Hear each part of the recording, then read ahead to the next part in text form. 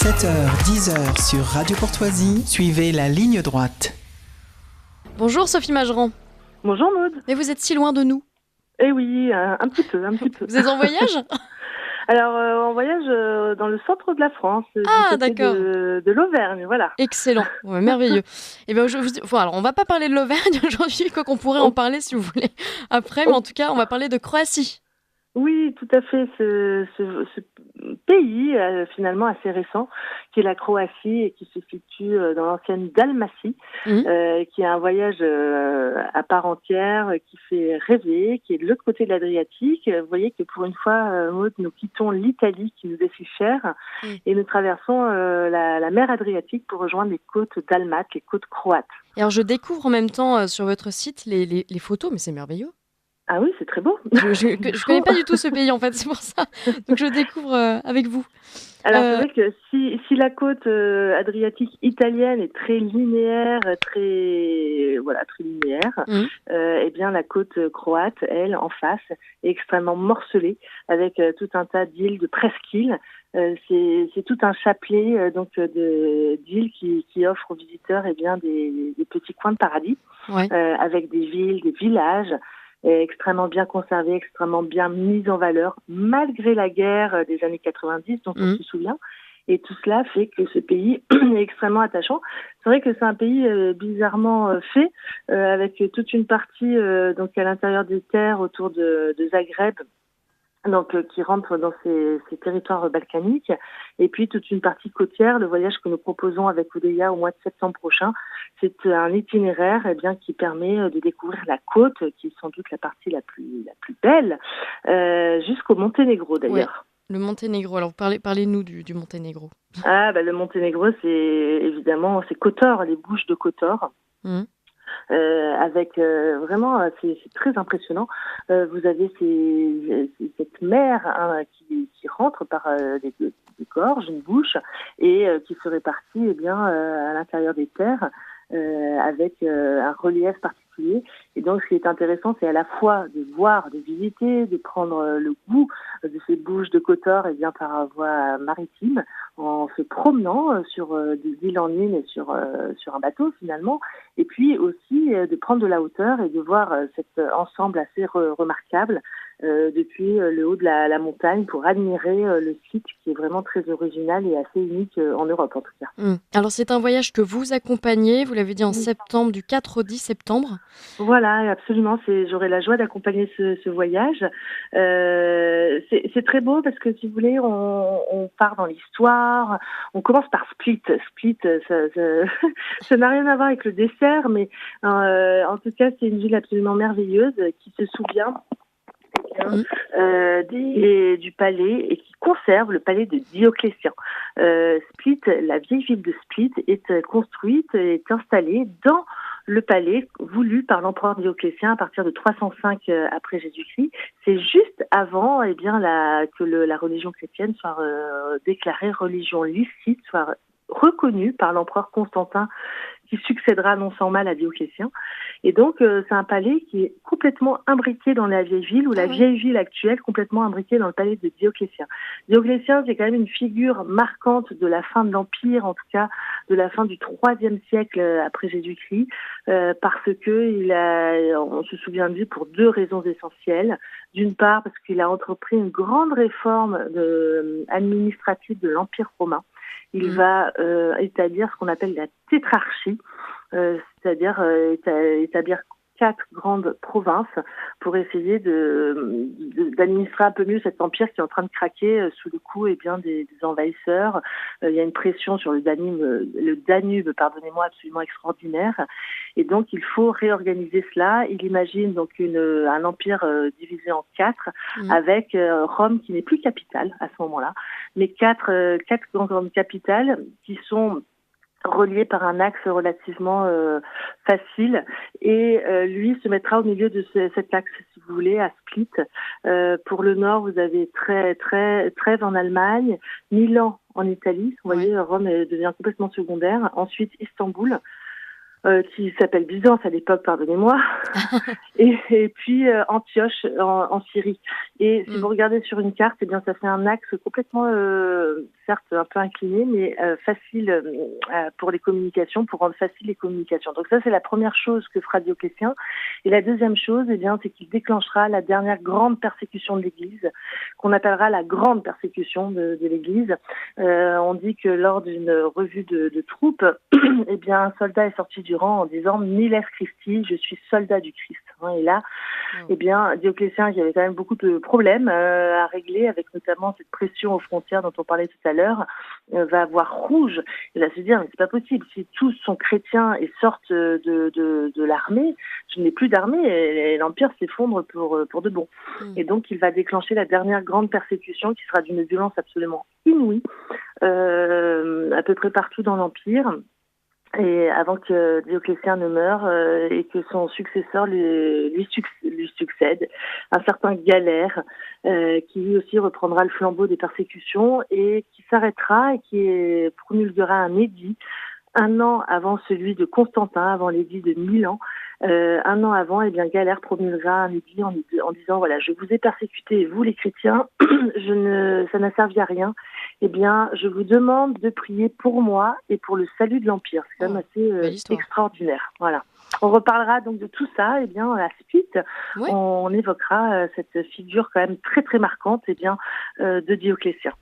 Très bien. C'est un pays que vous connaissez bien, la Croatie? Vous y êtes déjà allé? Oui, j'y suis allée quelques fois. J'ai cette chance inouïe. Et donc, c'est toujours un grand plaisir parce que à la fois, si vous voulez, vous avez ces villes comme Split, comme Trogir. On reparlera aussi de Dubrovnik, si vous voulez. Mais vous avez également des sites naturels. On parlait tout à l'heure des Bouches de Kotor qui sont quand même tout à fait fascinants. Et aussi le parc de Karka, absolument remarquable. Un parc national avec des chutes d'eau tout à fait étonnantes. Il y a des bassins naturels de travertins, figurez-vous, cette roche qu'on retrouve essentiellement en Italie d'ailleurs. Et c'est très beau, c'est très varié. Ça permet, et puis il y a toujours la mer qui est là à portée de main. Donc c'est un voyage avec des visites, des villages, des villes, des petites villes, et puis cette nature qui est quand même très très belle. Et c'est un pays très touristique? Alors, Dubrovnik est très touristique, ça je ne vais pas vous dire le contraire. C'est quelque part, tant mieux, où c'est beau de se dire qu'il y a 30 ans, il y avait ces bombardements épouvantables. On se souvient peut-être de ces images où on voyait cette très jolie ville de Dubrovnik, fortifiée, eh bien, en train d'être complètement bombardée lors de ce conflit suite au démantèlement de l'ex-Yougoslavie. Ça fait partie aussi du voyage et de l'histoire qu'on peut raconter, reprendre les prémices et toutes ces horreurs qui ont eu lieu aux portes de la France finalement, en plein cœur de l'Europe. Et donc Dubrovnik est très touristique, c'est vrai. Mais vous voyez, il suffit aussi, on visite Dubrovnik parce qu'il faut visiter Dubrovnik, c'est absolument fascinant. Il faut attendre aussi le soir que les touristes ou les croisiéristes retournent sur leur bateau. Et là, on prend la température d'une ville qui retrouve un petit peu sa langueur. Moi, je me souviens très bien, la dernière fois que j'y suis allée, je prenais un petit café ou quelque chose là, en fin d'après-midi. Et j'ai rencontré une habitante de Dubrovnik qui parlait parfaitement français, qui m'a raconté d'ailleurs ses souvenirs de guerre quand elle était enfant. Voilà, ça, c'est une autre dimension. Et puis surtout à Dubrovnik, on prend un bateau et hop, on va sur une île juste en face, vraiment 10 minutes de navigation. Et là, on est dans un autre monde, on est coupé de cette foule. On voit Dubrovnik depuis le large, si on veut, et c'est absolument formidable. Extra. Écoutez, en tout cas, ça donne vraiment envie. Oui. Alors, d'autres voyages, il nous reste 5 minutes, on pourrait parler de la Croatie encore, bien sûr, mais je rappelle quand même à nos auditeurs que d'autres voyages sont prévus, sont organisés. Il y a notamment les Pouilles. J'en parle parce que c'est en mai, alors peut-être que les inscriptions sont fermées, ceci dit, mais... Alors, c'est encore possible éventuellement de s'inscrire pour ce voyage dans les Pouilles. Donc, c'est pas de l'autre côté justement de la côte d'Almat, de l'autre côté de l'Adriatique. Absolument, c'est un voyage qui est confirmé. On a aussi Ravenne, je crois qu'on en avait parlé récemment. Oui, absolument. Un voyage à Ravenne, Bologne et Ferrare. Encore possible de s'inscrire pour la fin, pardonnez-moi, du mois de mai. Nous avons le voyage de Frédéric Pons en Arménie qui se remplit vraiment très bien. C'est très très bien. C'est un voyage qui est confirmé aussi. On est ravis pour nos amis arméniens et de pouvoir aller leur témoigner notre amitié. Ça, c'est en juin.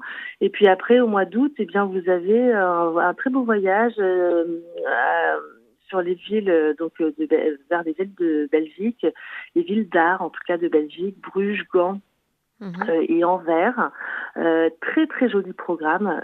Vraiment, on en reparlera, je pense, ensemble. Oui, bien sûr. Mais je crois qu'on en avait parlé. Enfin, je sais plus. Oui, on en avait parlé pas. aussi, effectivement. On en Et avait de ces parlé jolies sans doute. maisons très colorées à Bruges, il Voilà, me semble. et de l'agneau mystique, etc. Oui. De ces peintures, enfin de toutes, oui, ce sont vraiment des villes très riches et qui conservent un patrimoine très très bien mis en valeur. Puis il y a Et puis l'Ouzbékistan. on a parlé aussi, me semble-t-il, de ce pèlerinage en Italie du Sud avec l'abbé Chotard de la fraternité Saint-Pédis sur les pas du Grand Saint-Thomas.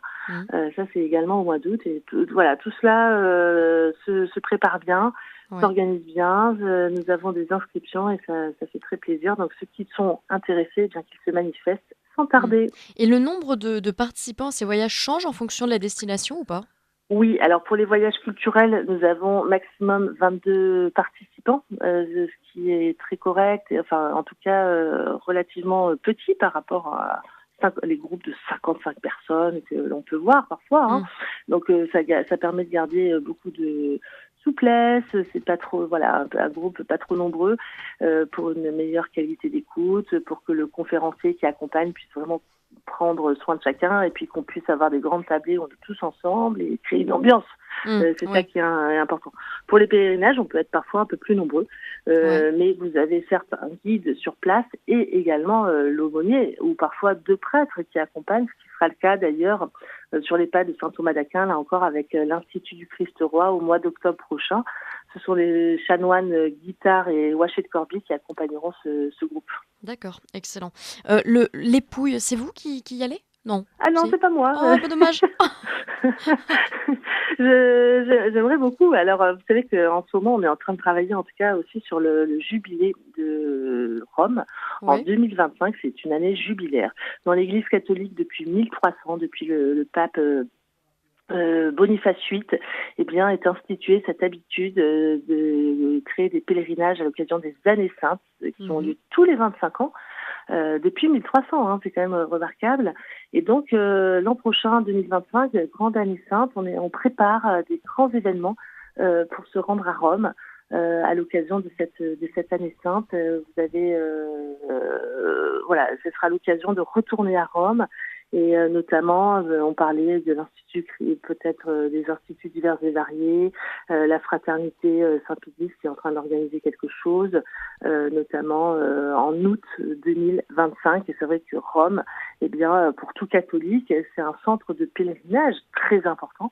Et à l'occasion de ces années saintes, à l'occasion de ces années saintes, il faut faire le pèlerinage des basiliques, au moins des 4 basiliques majeures, mais en tout cas des 7 basiliques. Et on obtient des grâces particulières, des indulgences qui ne sont pas monnayées. Nous ne sommes plus à la Renaissance.